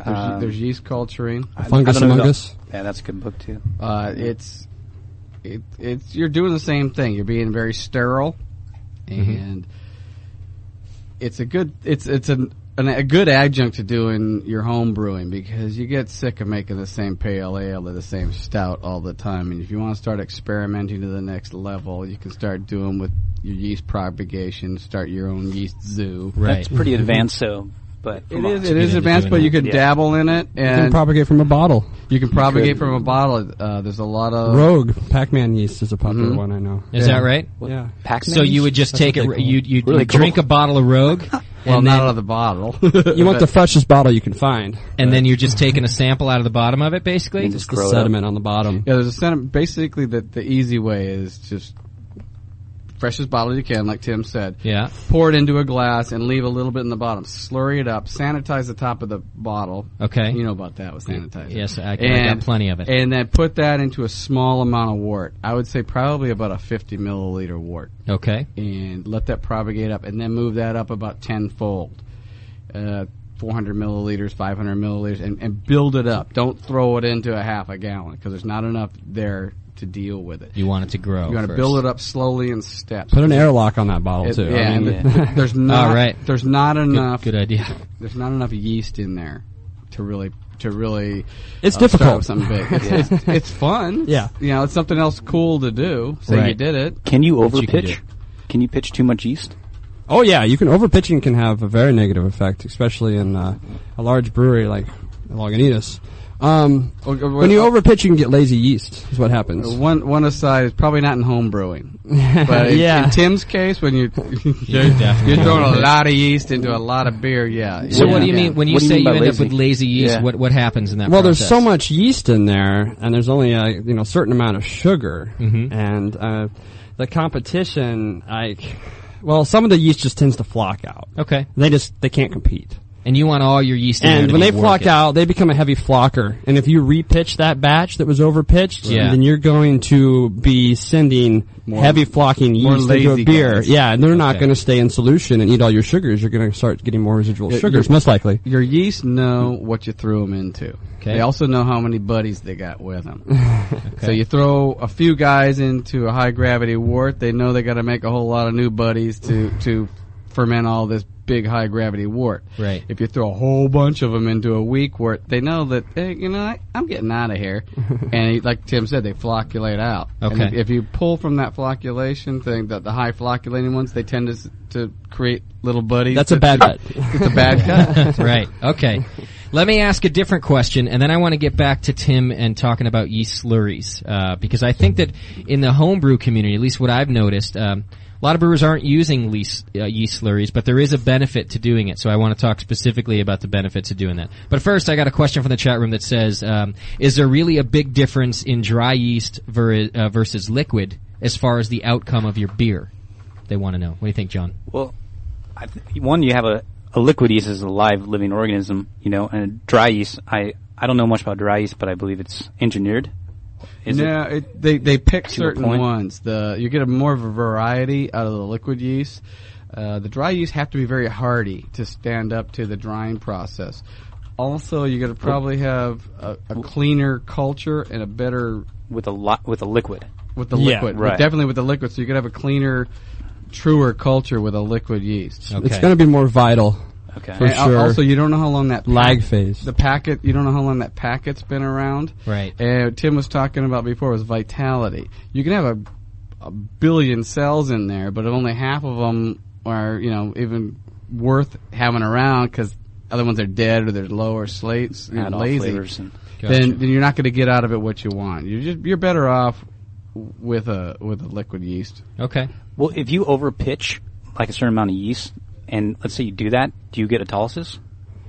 If you just a random question, because I know you get autolysis balling and stuff, but if you overpitch too much yeast, Well, I would say in the sense that you might get some meaty off flavors and things like that, Okay. because like I was saying before, some of those yeast are just gonna fall out of solution immediately. They're gonna say, "Hey, I got to work too hard. I'm giving up." Exactly, and they're gonna drop down there. And depending on how long you just before you decide to pull the yeast off the bottom, I'm sure most people are pulling a sample and checking their gravity. But and there's gonna be yeast at the bottom well before they're seeing signs of their beer being finished. And those yeast are down there huddling together, getting warm, just killing each other. Cannibalizing. Who knows? and is that That's autolysis? awesome, by the way. Yeast yes, war. That is okay. Yeah, Do they explode or do they eat themselves? No, but they have a glycogen reserve. And once they're done with their That- internal when they go food, dormant, when right. once they're done with their internal food, then the lysozymes will take effect and kill the cell wall, and then all the guts on that yeast come out, and that's what you don't want in your beer. Okay, and that's autolysis. That sounds disgusting. Yes, it is. That's cool. They're survivors. Yeah. But then some people like wheat beers. So. And All right, let's talk about yeast slurries for a second. Is it safe to say that all of your beers that you're making at Lagunitas are coming out of slurries? Yes. Oh, yes. Okay. Yeah, all of them. And is that pretty much across the board for the commercial brewery or the craft brewery? Yeah, everyone that I've worked in, yes. What's yes. a new Okay. yeast pitch cost? A new, $200-300. It's quite a bit of money, yeah. I mean, most breweries that have a microbiologist in a lab will reprop from a single cell. Yeah. But if I want a big enough pitch to throw into my new big batch. On a 50 barrel batch? 15 barrel batch. It's going to cost me a lot of money. Gotcha. Yeah, you need somewhere in the neighborhood of 10 to 15 gallons per 30 barrels. Okay. So, I mean, Pure 900 slurry. gallons. And you call up Chris White, he'd be glad to send some. Yeah. Now, how many batches are you brewing before you realize, okay, this is the yeast I want to use every time? Well, see, that's interesting because Lagunitas, we just now got to that point. It's what you do, what's called you're brinking your yeast. And that's when you start talking about harvesting yeast. And you take your yeast off the bottom of, usually it's a pretty large tank, so you get a good crop. Okay. But you get a good cut, and you crop into another vessel, which you bring the temperature down to 38 to 40 degrees Fahrenheit. Okay. And you hold the yeast there for up to a week even. And I mean, this is all based on what your viability does, but you can hold yeast in a cold environment like that for at least a week. Most Before breweries, that's you common. repitch it. Before, yeah. Well, then throughout the week, as we brew these beers, we're just repitching from the same. It's like a master brink. you Okay. know? is there a length of time, like an ale versus a lager, that you can preserve it cold? Yeah. Well, I mean, like I said, once again, your viability will steadily go down. Is what happens. Okay. I suppose that you could introduce some fresh wort to that, and you might be able to lengthen that time period. But you can probably keep it for 2 weeks. And I mean, you want to keep your viability hopefully in the 90% range, but even 80% is not too bad. Even a little less. So yeah, I'd say 1 to 2 weeks. You know, some people do some other things like acid washing, but actually I don't have any experience with that. But some breweries do that. So after that, could you get off flavors from yeast? Well, Possibly? yeah, I mean, the less viable the yeast is, the more off flavors, the longer the lag phase, things like that. Okay. Yeah. Okay. A lot of the listeners in the chat room have some questions off topic of yeast slurry, so why don't we move on to some of these? Some are basic, some are a little more complicated. How about this one? Dr. Scott, this might be for you. To see yeast under a microscope, what power scope do I need to get? Is 900 enough? Anybody know that? Tim, you might know. I've seen Stump the brewer. Well, That's what we're playing. I've seen them under 1500. You've seen them under 1500. Okay. You think 900 is a little weak? Well, it depends on what you're looking at them for, but yeah, probably they're going to be a lot of little dots Okay. rather than little spheres. Okay. Depending on what you're looking for. So maybe 1500 is about a minimum, Yeah. about a safe minimum. Mhm. You want to go maybe a You're little going to more have to use a powerful. dilution factor. Yeah. I mean, that comes into play, too. What is that? Like a serial dilution, like a 1 to 100, 1 to 20, something like that. Take a milliliter of it, put in 100 milliliters, and shake it up, and then put it on there. If you're doing a yeast count, then that's what you're going to have to do. Otherwise, you're going to have way too many to count in that whole inch. Or whatever. Yeah, exactly. Yeah. Okay. How about this? Pretty simple. I think we sort of answered it before, but let's do it again. What's the best amount of water and DME when making a yeast starter? And is it the same ratio for ales and lagers?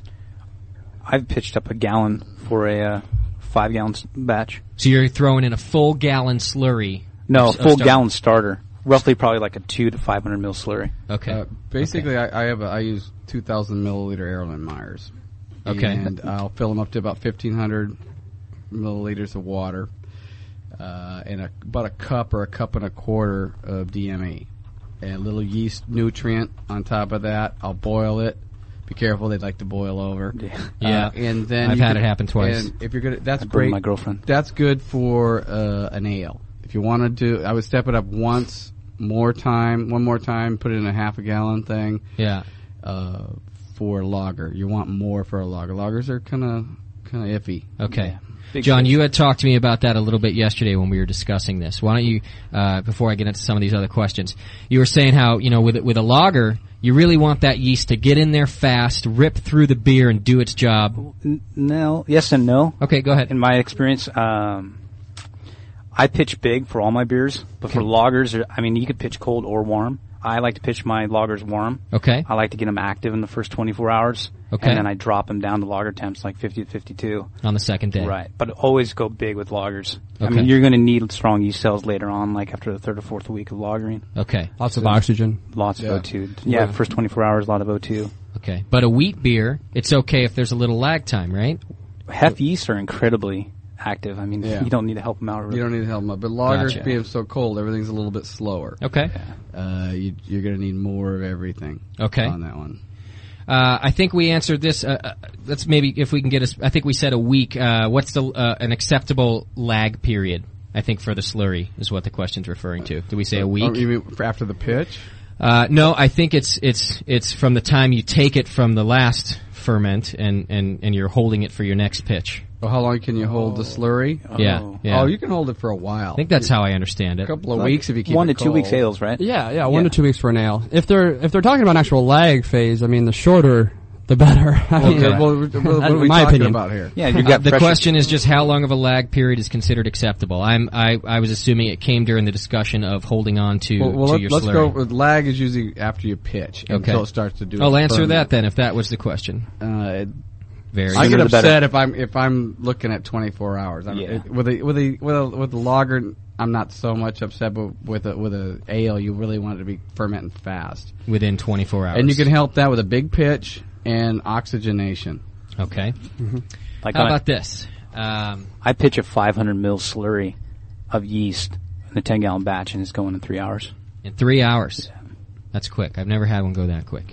Well, because you use all that sanitizer. Must be right. Dr. Scott's not going to let me It's do just that. good for you. That's fine by me. Can a home brewer control a yeast and over time mutate it and change its properties, but keep it under control? Why would you want to do that? Yes, you I can. don't- Yes, you you could, can. though, but Simple enough. You Oh, could yeah. do it. Yes, definitely. Could one of you answer why you would want to do that? Oh, let's say you like the property of a certain yeast. But yeast is basically broken up into how good it attenuates, what temperature it likes, and how flocculent it is. And you got when you're pulling yeast off of the trube, or you're gonna try to crop the yeast.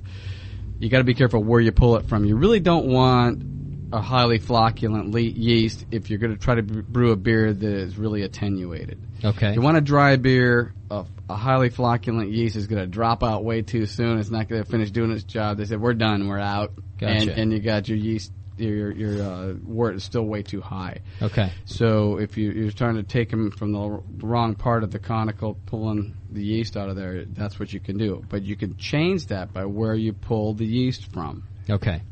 At the end, at the beginning, the highly flocculent ones at the bottom. Okay. Where the other ones are more towards the top. So yeah, you can change it around, and it's one more cool thing to do when you're homebrewing. Yeah. When you get it that advanced, I guess you want to start tweaking things, just have a little fun Well, with just like I was asking Tim before, is how many times do they repitch, Mhm. and do they worry about mutations, and do they have a biologist, on board? On and site. they do. Oh, yeah. Right. He's commercial. They have to have it pretty much try to taste the same every time. Consistency's key, yeah. Okay. Consistency's key when you're trying to sell something. Right. And it's more of a issue trying to check the mutants and not have them change things. Where with us homebrewers, it's we're experimenting, trying to get new cool things to happen. Then it's okay to not be so consistent, obviously. Yeah. I have a really important question. Is there anybody in the studio who wants to pour me another beer? I will right now. Because my glass is empty. What do you want? And I Hand think over. of, it doesn't really I'm not picky. Whatever's there, I'll take. And I just like to get the important questions out of the way. Okay. A lot of yeast discussion going on. Yeah, it's intense. You And could I- have a 4-hour talk. 8-hour Absolutely. talk And on that. you warned me about that, John. I You did. were like, I was trying to narrow it down a couple things, and you said, you know what, retard, we could do this really every talk week. about this for a while. We should have a yeast show weekly. Yeah, it's you're right. We should have a Monday Just- yeast show. Yeah. Where are the yeast? Yeah. Where are the yeast? All right. They're our friends. I'm feeling that we've been going for a while. I need to take another break. 'Cause it's like even though 90 I'm getting in here. Yeah, because I don't even want to tell you where I'm sweating the most. It's just not nice. From where I can see, you're sweating places I don't want to think about. I want to give something else away, though.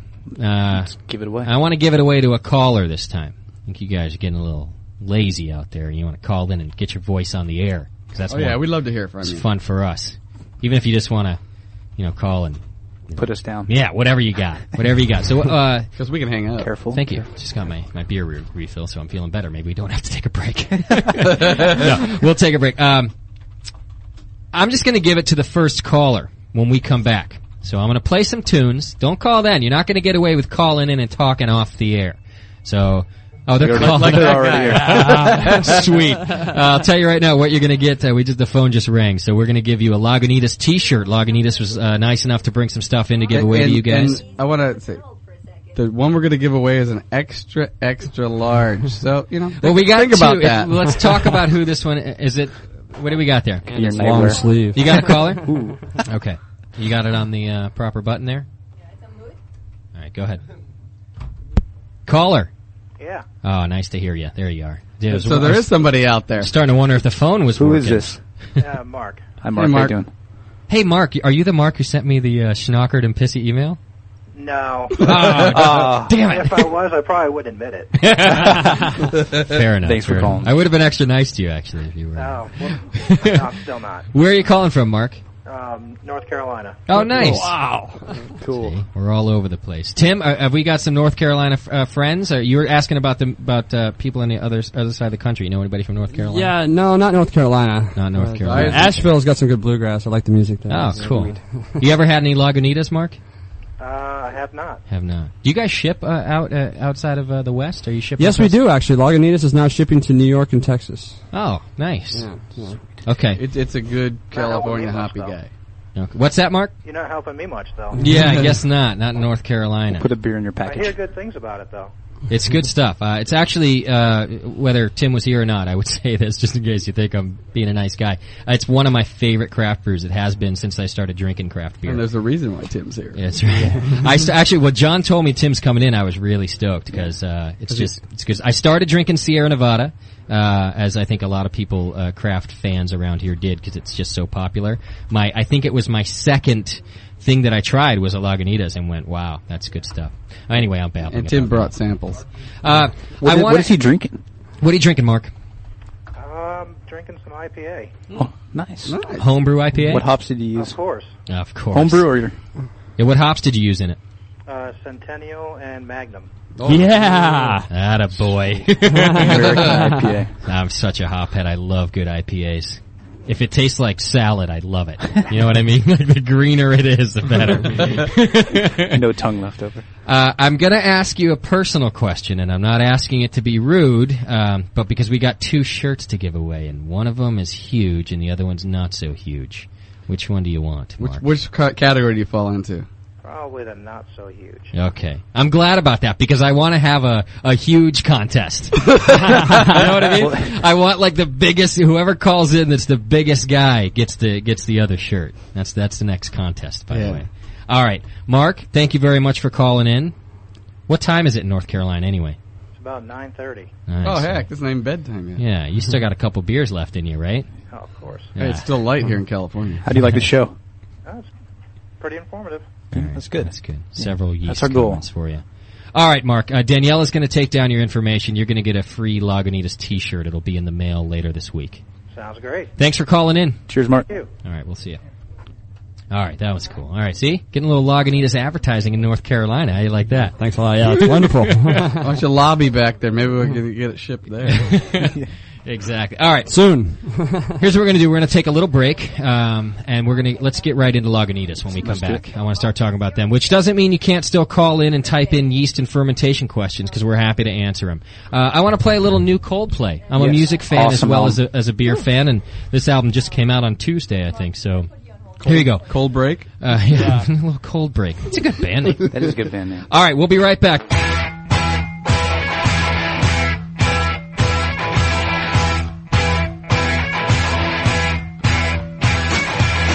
You're listening to a bunch of guys talk about beer.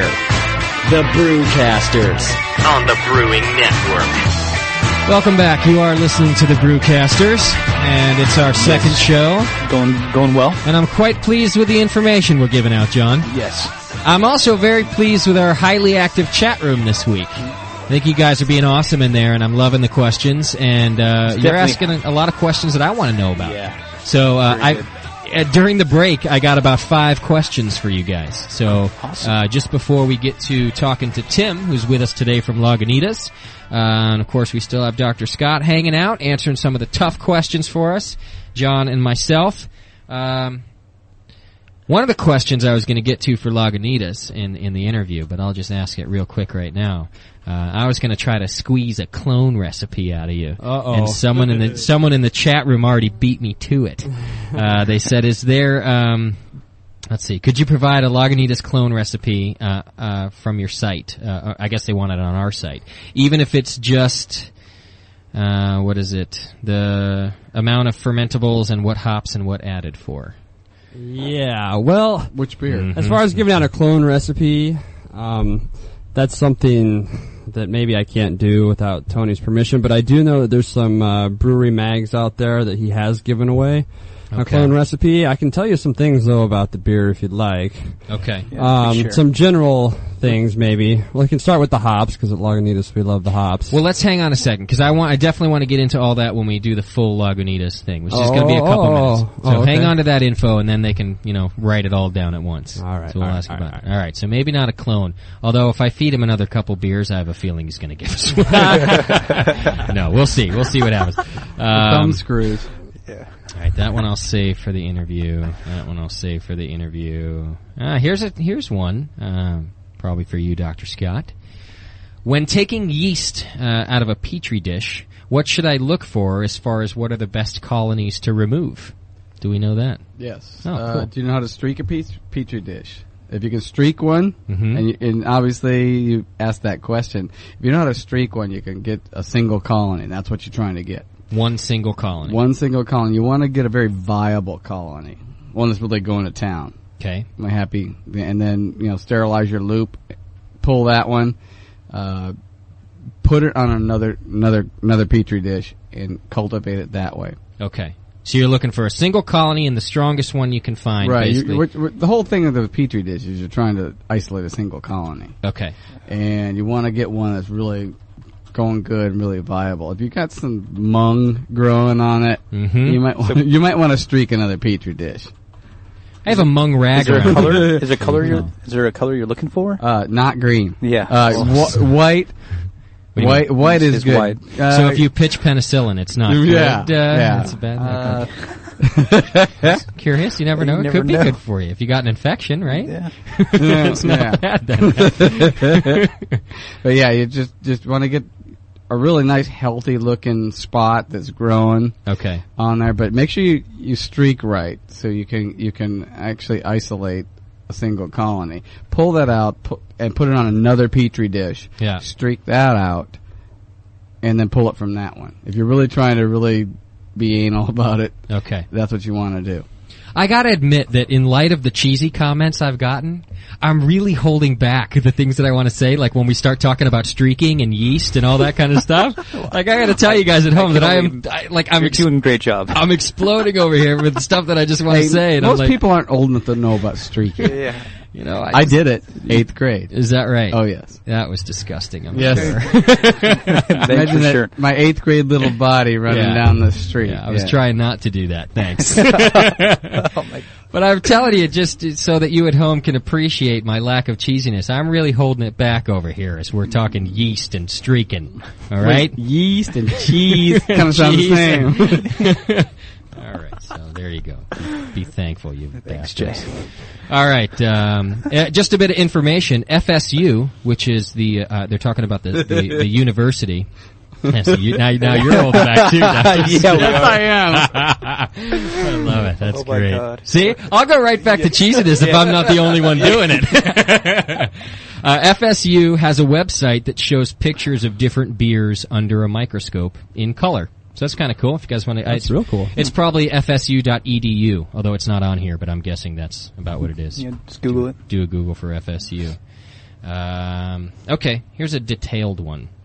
And I actually left out a question earlier that I meant to ask. It's about oxygenating. Okay. And let me combine the two. The question earlier was how long should I oxygenate for? Okay. And this one is a bit more specific, saying how long would you recommend oxygenating a 1070 to 1080 wort using, and it's very specific, the B3 half micron SS Stone with the little benzomatic oxygen canister. Okay, that's actually pretty good because it takes away a lot of my questions. Okay. One thing is, are you oxygenating with pure oxygen, or are you just oxygenating with room air? It's pure O2 from the canister. Yes, I know that. Okay. Sweet. But some people just do the aquarium filter and bubble through that, which is I've fine. been thinking about doing myself. Which is all fine. The thing with the yeast is you want to put them in. Yeast love two ways of life. They're kind of that way. They like to. That's awesome. By the way, we're broadcasting from the San Francisco Bay Area, so we got no qualms with yeast that are bi. Yeah. They will both live aerobically and anaerobically. Okay. If they live aerobically, they're not going to give any alcohol and they're not going to do what you want to do. But you want them to do what they want to do. So when you're giving them oxygen, you're giving them all they need to make more friends, to replicate, and to better ferment your beer. All right. So when I oxygenate, I'll oxygenate with a stone because it gives more diffusion of it. Within 2 minutes, you've saturated that solution. So no more than 2 minutes. That's a general rule. 2 minutes. Yeah, with pure oxygen. Okay.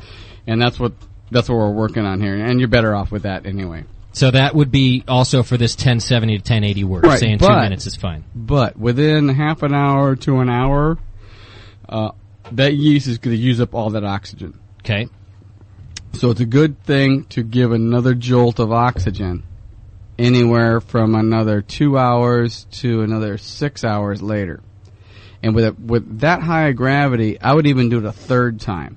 But don't do it past 12 hours. Okay. I think I got that from you in a brew tip also. That we you want oxygen in there because in their aerobic phase they're propagating. Okay. They're making more buddies to help you ferment your wort. Okay. But after that, after they start going into anaerobic and they start creating alcohol and all their cool little esters and everything they're going to do, then you're going to start adding oxygen that you don't want to have. So no oxygen after that. No oxygen after that. Okay. So if you've got a high gravity wort, oxygenate it a few times. Maybe at 2 hour, 3 or 4 hour intervals, but not over 12 hours. Okay. Fair enough. And you will, John, you'll be amazed at how fast it goes. I've heard up to 24 hours. Up to 24. Yeah. Okay. That was from Chris White. He told me 12. Okay. That's awesome. I've heard him it depended on how much he had to drink. It will depend. It will depend on the lag time too, because if you're talking lager, you got a longer lag time, so you've got more leeway into it. Can I say one thing? Lagers, Absolutely. I think you want to oxygenate more heavily. Yes. Well, mainly because what's going on when you ferment, you want to expel certain things, like in a lager, specifically like sulfur. Mm-hmm. Rather than keeping that in solution, you want a vigorous fermentation where that'll be expelled. Right. I mean, but depending on what kind of style you're looking at, but by giving them oxygen, you're helping them to create cell wall lipids for the cell walls and to create more little yeasty boys. Okay. And that's what you want to have. The more yeasty boys, the better. And less oxygen, they're limited, so they're not going to propagate as much. You're not going to have as many yeast cells, and then they go right into anaerobic with less guys to help them. Okay. yeah.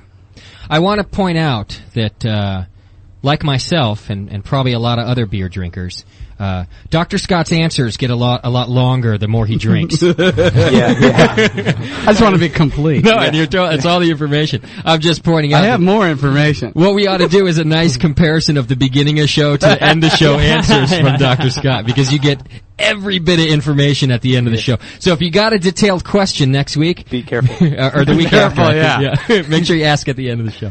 That's awesome. Wait, do detailed questions foster a longer answer or a shorter answer? I don't know. I haven't figured you out yet. We'll I'll listen let you to know it. in We'll a couple archive weeks. All right. Let's get to Lagunitas, who I am really happy to have in here. We've got Tim, Thank you. who's one of the brewers from Lagunitas. Are you the newest brewer? Yeah, I would be the newest brewer on the staff, yes. Because That's actually very cool. Bringing some new blood in. Yeah. And Lagunitas new insight. Lagunitas is expanding right now. We're in one of those transitional phases. A lot of installations. We're moving from, you have a home brewer who started in his garage, and you move into like a pub style, and now we're this full-blown microbrewery. And now we're looking at issues like consistency, and things, and looking towards, like, I guess Sierra would be, being here in California, they would be like the pillar that, we're looking towards. So you're going for a little more commercial viability, getting it out there. Yeah, well, we of course enjoy the experimentation, and we always want to embrace the roots of the home brewing. Okay. And we have seasonal releases. Right. Which is something we really like to do. I mean, as a brewer, it's very interesting, you know. I mean, you get to change it up that way. Exactly. Some of these, other brewers, I'm just not going to mention names, but you get these certain brews that are always coming out, and it just becomes repetitive and not as fun, I guess. Right. But, I actually do like that a lot about Lagunitas, that you can always find a different... Lagunitas IPA is a staple of mine. It is definitely a go-to beer that you guys do all the time, and it's very consistent. But I also like that I can go to a Beverages and More or even a well-stocked liquor store and get a 22-ounce of a lot of these seasonal and different beers that you guys do. How many different styles would you say you guys brew right now? Oh my! I mean, well, I've only been with Lagunitas for almost 9 months, and there are some styles out there I haven't even brewed, to be honest. Okay. I've heard of them, of course, and I've tasted some of the library samples, which can be very interesting. Right. And there's over a dozen. Gosh, I mean, maybe even 20 different beers, and we're continually coming up with new ones. I mean, we have one Belgian beer, the number 10, and just this week we've been propping up new yeast for a dark Belgian. So now we have like a golden and a darker one coming out soon. So nice. That's good. I'll tell you that I want to ask about a specific beer. I don't know if you guys, maybe it's just me, but I don't think it is. Yeah, sometimes you drink a certain alcoholic beverage, and definitely the drunk that it gives you, or the buzz that it gives you, is different. Wine is different than beer, right? Yeah, different rush. And certain beers, so is tequila, exactly. And actually, I'm glad you mentioned that, because Lagunitas brews a brown sugar. Yeah. Mm-hmm. And it's a Christmas beer, right? Is that when you guys do it? It comes out around then? Yep, it comes late fall, yes. Mm-hmm. It's called brown sugar, and I want to get into the details of brown sugar in a little bit, but I've had it for over a couple, they brewed each year, and it's a little different each year too, only a little.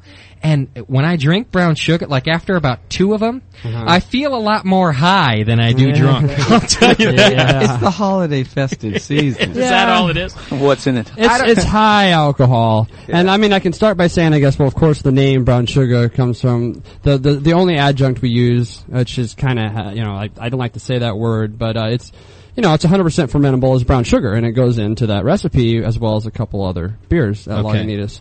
And now, that being said, that boosts our gravity, and I think what you can get are some, what people call like fusel alcohols, and just some different types of alcohols that will give you a different effect. What's the original gravity on brown sugar? The original gravity? Oh, it's up there. Well, I mean, 1080. 1080. Yeah. Nice. Okay. That's why you're feeling high. I'm telling you, if you drink a 6-pack of brown sugar, you're not getting up for work in the morning. I'm going to tell you that right now. It'll give you a headache. Unless you're Dr. Scott, who's well trained. You work? I try, occasionally. Not after brown sugar, I don't. It's a good way to start and then kind of transition to the IPA. Gotcha. You're absolutely right. Go big, go down. That's what we do at the brewery. You go 2 brown sugars, you get the nice high, then you switch right over to the IPA. Yeah. It's an awesome beer. I'm going to tell you that right now. I really liked it. Have you had that too, Dr. Scott? Mm-hmm. Brown sugar? Yes, John, you ever tried I've that? had it. It's good stuff. Yep. Let me tell you another favorite that I like. Your Maximus, which is like your super IPA, right? Exactly. The double IPA, which is becoming more and more common these days in the micro brews. Right. It's kind of like over the top. It's kind of like the bars being raised for the IPA. Yeah. Right. And, it's a good thing if you really like hops. There are some people who, in my opinion, are taking it a little too far and putting hops in the mash and things like that.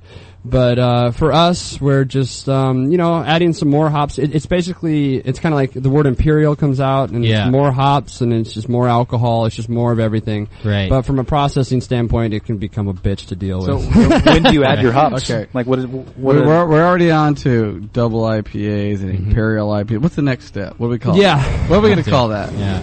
I don't know. Freaking IPA. Yeah. Good I'm question. glad you mentioned Imperial, actually, because, and I want to get back to John's question about what where you guys are putting the hops in. Yeah. Imperial seems to be the new buzzword in craft breweries. Yeah. Everybody's coming up with an Imperial Stout, an Imperial IPA, an Imperial Red. It's am I accurate in that? It really seems like the new buzzword. Yeah, you're right. And like I said, I think it kind of comes from just over the top. I mean, when you think about the things you want in a beer, I mean, everyone likes certain different things in a beer, but you want more malt, you want more hops, you want more alcohol. That's just what Imperial is. Right. I mean, Imperial Russian Stout, I think, is maybe one of the first styles to go it that needed way. to make it all the way to the Russian cousins. Right. And it needed more hops, more malt, more everything. More preservative. It wouldn't make it. You're talking horse carriage, boat, whatever. Yeah. And it's not going to make it. Right.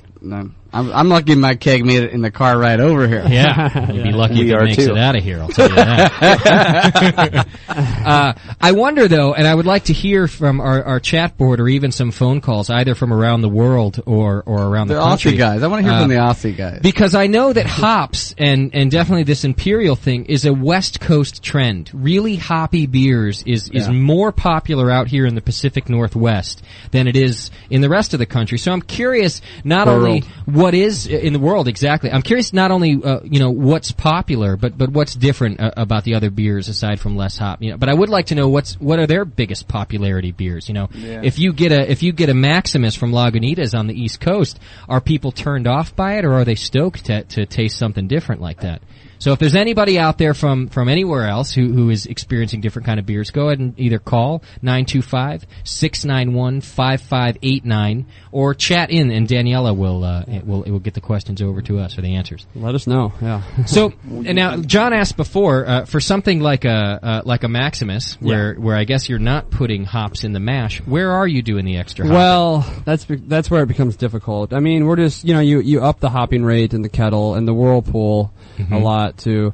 I mean, the bitterness, you got to throw it in the kettle to up the bitterness, but also in aroma. What's the final IBU on that? Something like that. Oh gosh, you know what? I don't even know off the top of my head. 80, 100? It's not 100 though. It's 80. I'd say 80, it's in the 80 range.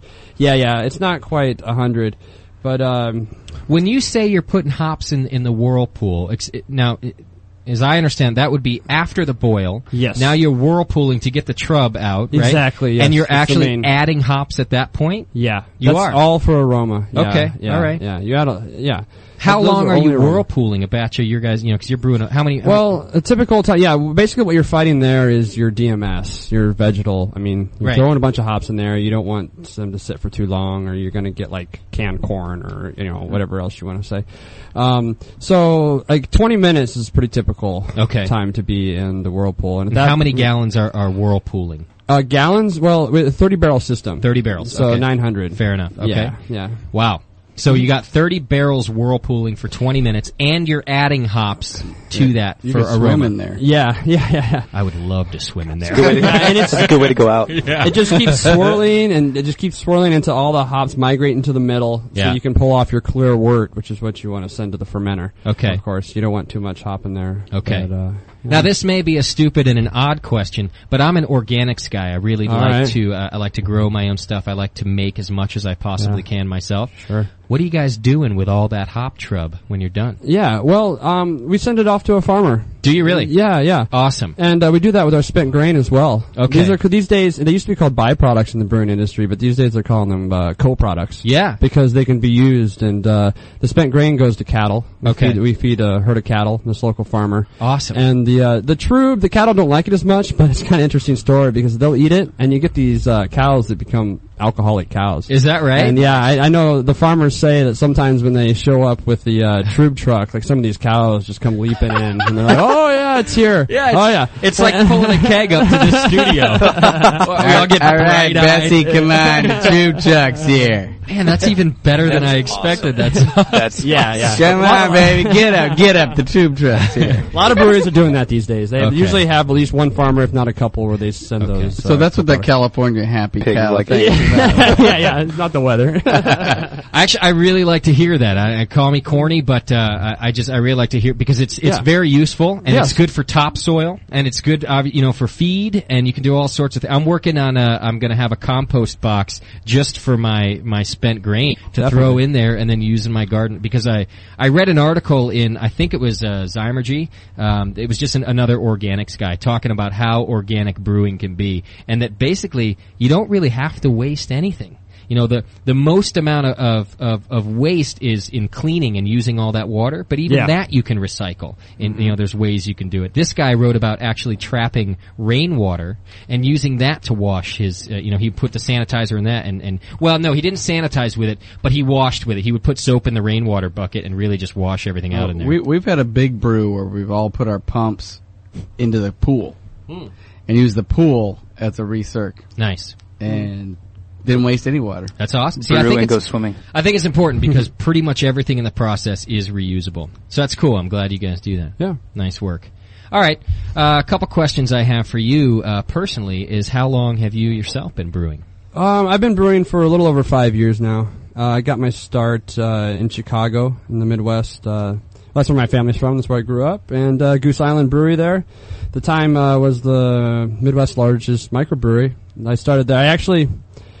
I started from down low on the bottling line. Worked there for about 10 months. All right. And let me tell you, the bottle shop, like you were saying before, It as sucks. a home brewer, well, it's not too fun. I mean, it's just, it's backbreaking. But Then he moved up to cleaning. it's valuable. Right.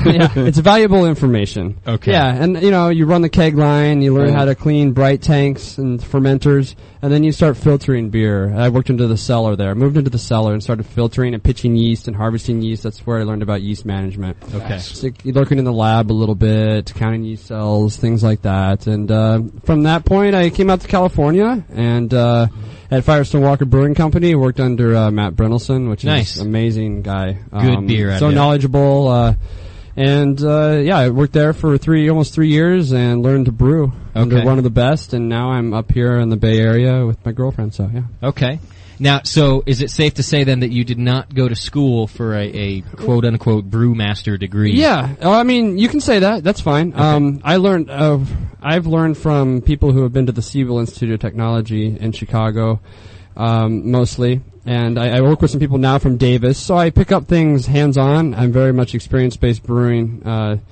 That's where I've learned most of my knowledge. I do have a college degree, though. I mean, environmental engineering. All those people are not as cool as Tim. Hands-on is where you learn, in my opinion, man. Well, I think Hands-on. you're right. Actually, I think that would go with any college degree. You definitely learn that what you get to know, but then you got to go do it to get to know it. And I guess that brewing is sometimes you just learn what you're where your interests are, and then go with that. Mm-hmm. I think you said to me earlier that you didn't learn until your senior year in college. Yep. That's when you wanted to brew beer. Yeah, I started at a BOP, actually, a brew your own, or brew on premise. Where, it was kind of funny because I was learning as I was teaching people how to make beer. I mean, Nice. I kind of knew the process, and I wanted to in college for a while. Yeah. But being in a dormitory, it's kind of hard to get the equipment and put it all together. Right. But I found a book, The Joy of Home Brewing. I'm sure you all know it out there, and it was in the trash, and so I started reading it. And Wow. here I am today. Oh, you're a dumpster diver. That's a true story too. It's really weird. I'm really shocked. That's awesome. I'm really shocked. Charlie would be hear- happy to know that. That's where you learned. That's hilarious. Charlie, your Wow. book was in the trash. No, I don't mean it that way, but it was in the dormitory. It was saved. It's probably the only copy. Now there's a pro brewer. Save it. Yeah. I'm really shocked to hear that you learned anything about beer in college. Yeah. Oh, just the amount of consumption. Yeah. I'm sure you drank some. That's what I told Tim earlier. I said I think that for the first 3 years he learned that he loved beer, and it took the last year to learn that that's what he wanted to spend his life doing. Yeah. And positive pressure on dispensing. A couple answers to our earlier inquiry about what the rest of the world is drinking. In Ontario, Canada, because there's an Ontario, California, by the way. Ontario, California, Canada, rather, malty brews are preferred over hoppy brews. More English. I actually have drank a lot of beer in Toronto, and I drank something, maybe you can help me out in the chat room, whoever wrote this. It was called Alexander something. And it was an IPA. They had a couple different beers. I tried somebody's IPA, and I think it was the Alexander. No hops whatsoever. They called it an IPA. It wasn't a Belgian? But it was, no. Oh, okay. Well, they do have that. They got but what they called an IPA, for one, was the color of, kind of like an English light beer. Right, so not quite as clear as a Coors Light, but not as dark as a pale ale. Okay. And they called it an IPA, but it was nothing like an IPA we have here. IPAs are supposed to be light. Yeah. Okay. Well, we tend to have them pretty dark and pale ale looking out here. And they're supposed to be lighter than a pale ale. Okay. I've heard this too. Yeah. I thought that was interesting. So that's what he's drinking out there. And in Australia, because I got knocked down for that one. Oh, in a competition. Oh yeah. Okay. Australia, they say that hops are becoming big in Australia now, thanks to, I guess it's Little Creatures Pale Ale. That must be a brand they got out there, which I wouldn't mind trying, a little Australian pale ale. So they're getting a little hoppy out there. Okay, and now I got a specific question for Lagunitas. The question is, why doesn't the July beer at Lagunitas have a name yet? The July beer. I don't know what familiar with that. You're not familiar with the July beer. The July beer. That's what it said. Well, we're not in July. Well, yeah, I haven't worked at Lagunitas in July. Daniela, are we sure that was the question? The July beer? That's what they said? Okay. Equinox or I don't know. All right. Well, maybe be more specific. I like the number 9. Now you have a number 10? Yeah, number 10. Yeah. I like number 9. Number 9. What are those referring to? Number what are we talking about number there? 9. Sorry, I don't know. Either. You stumped me. All right. So you've been at Lagunitas for 9 months. Yeah. Do you know where the name Lagunitas comes from? Well, Lagunitas is a town. It is California. Yeah. Now you guys are in Petaluma, is that right? Yes, that's correct. Okay. Yeah. Not Lagunitas. And as far as I know, that's the second location. I mean, the first one could have been very tiny. Okay. Homebrew, almost. So it was named after the town then? Yeah. Okay. Let's just go with that. Yeah. Yeah. Honestly, I know it's... That works. What about, I don't know, I'm interested in weird stuff. The dog. Let's not go there. Yeah, the dog that's on the pale ale label. Sure. Whose dog is that? That was Tony Manges, the owner. You know, I mean... Is it a pit? Is it a pit? Well, I guess it is. It looks like a pit. The one about I think about the same time that he was probably putting this brew together. Who was it with Anheuser-Busch? Who'd they have? Spud McKenzie? Oh, it was right. Probably an offshoot kind of that, maybe. Okay. But, just guessing. I think it's cool. You know, there's a pit yeah, about it's cool. Dogtown, you know. There's a pit about to gnaw on your ankle. There. I'm curious because I have it was a pit. There's a pit bull in the studio right now who's really like a lethargic poodle, to be quite honest. What's the name of your dog? But she is a pit bull. Her name's the Biscuit. But she loves children. Yes, she does. She'll eat anything, but she loves children. She loves children the best. You're getting me in trouble. See, I'm trying to give Pits a good name. She's the coolest, mellowest dog here. I'll tell you what, the nicest she's nice to everybody. Oh yeah. But the coolest she ever was to the first little girl she ever met. There's no little kids around my house, but I took her driving across the country. The first girl she ever met was an 8-year-old girl who wanted to play fetch. Now when I play fetch with the dog, she won't let go of the thing. I have to wrestle it with her and she sounds real mean and she gets angry and I can't get her to let go for the life of me. This little girl threw the bone, and the dog brought it back, dropped it out at her feet, walked 5 feet away, and turned around and waited for her to throw it again. Wow. The first little kid she ever met. So, she knows. She knows. She does know. She got a little mother in her, and I just thought I'd give a little counter to all the negative pit bull stories. That's all. That's all I'm Love the Biscuit. Oh, she's good. All right. I would like to know, and this doesn't have to be a Lagunitas question. I guess it could be, your professional career question. Sure. Is there a favorite batch that you've made? A particular year, a batch, whatever you got? Favorite batch? Wow. That's a tough question. Which one are you proudest of? Like, your first one. Being a production brewer, there's a lot of different batches I've gone through. But, yeah, well, I guess to be honest, I mean... Well, Lagunitas, I love the creativity that's going on there, and there's a lot of good brews there, and I do like that brown sugar a lot. It's a very interesting high-gravity beer and the barley wine there. Okay. A year-old barley wine from Lagunitas is one of the best I've ever tasted. Really? As far as, like, the way it's aged. Nice. Because some of the beers, since being so high-gravity, can age very well. Right. But working at Firestone, I did some primary fermentation in oak. Which really, it sparked some interest in, wood beers. Right. It's something you don't hear a lot about besides maybe in the Belgian community. But an oaky beer, it can be interesting. You can get some toffee flavors, some vanilla, and things like that. Nice. And basically, it's kind of like an English-style beer, probably, that you want to put it in. Right. That category, because it can be, some other people might call it a little dirty. But it's interesting and it's unique. So I enjoyed making. Well, the Firestone Double Barrel Ale is 10% primarily fermented in oak. That's a great Really? beer. Yeah. I would love to ferment a batch in oak. Actually, McTarnahan's out here in Oregon actually makes their IPA is oak aged. They say, and I don't know if that means they add oak chips or they actually do it in oak barrels. Oaks. I don't know. Yeah. Do you think? No. What? Okay. Just be careful. Too much oak is too much oak. Yeah. It will fade with time. Yeah. Just when you're pulling the last beer. That's Right. my experience. I agree with you, but at the same time, Firestone also had they took those, I say it's 10%, Firestone Double Barrels, 10% primary fermentation in oak. We also used to take some of that beer and put it in a conditioning vessel, and we'd blend it back during filtration, is what would happen to make that 10%. But we would also, just for the facility at Firestone, the only place you can get that, is 100%. That beer, 100% fermented. And Yeah. I mean, yeah, it wasn't stellar, and sometimes it'd be over sulfury, and it would be kind of strange. You're licking But, firewood. yeah, it's You're just, licking firewood. It's something different, you know? Oh, that's interesting. I love that comment. That's interesting. All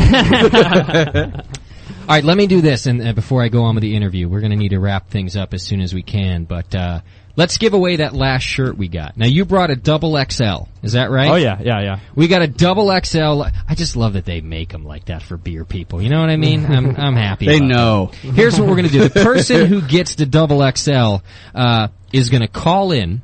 And you need to be able to wear a double XL, and you need to be proud of the fact that you've had enough homebrew to wear the double XL. That's what I want. I don't want any shy double XLs in here, because I met some big teddy bear guys who are just happy to be the way they are. This is actually the point in the show where our archive stops. Our archive machine failed to take the archive it was supposed to that day. Luckily, a great listener in Australia by the name of Darren recorded the show and sent us what he had. So this whole archive is dedicated to Darren. Thank you very much. And the show only went on for about another 10 minutes that we didn't catch here, which finished up the Lagunitas archive and gave away our double extra large shirt to another Australian who deserved it. I can tell you that. He sent me a picture of his belly, and he deserved the double extra large shirt. He's been working hard on his homebrew, I can tell you that. In the future, our archive machine will be up and running, fully functional, so all archives will be complete, and we'll have them up for you very soon. Thanks for tuning in. Next week, it's EJ Fair Brewery, and they're located in Concord, California. We're going to get Morgan, the master brewer for that brewery, in here talking to us. We're doing a full talk on mashing and mash efficiency and everything we can get you about mashing for you all-grain brewers. We're also hoping to get JJ, who's the owner of EJ Fair Brewery, in there too, so we can get both those guys, get the beer perspective and the business perspective out there for you. So thanks for tuning in, and we'll see you next week.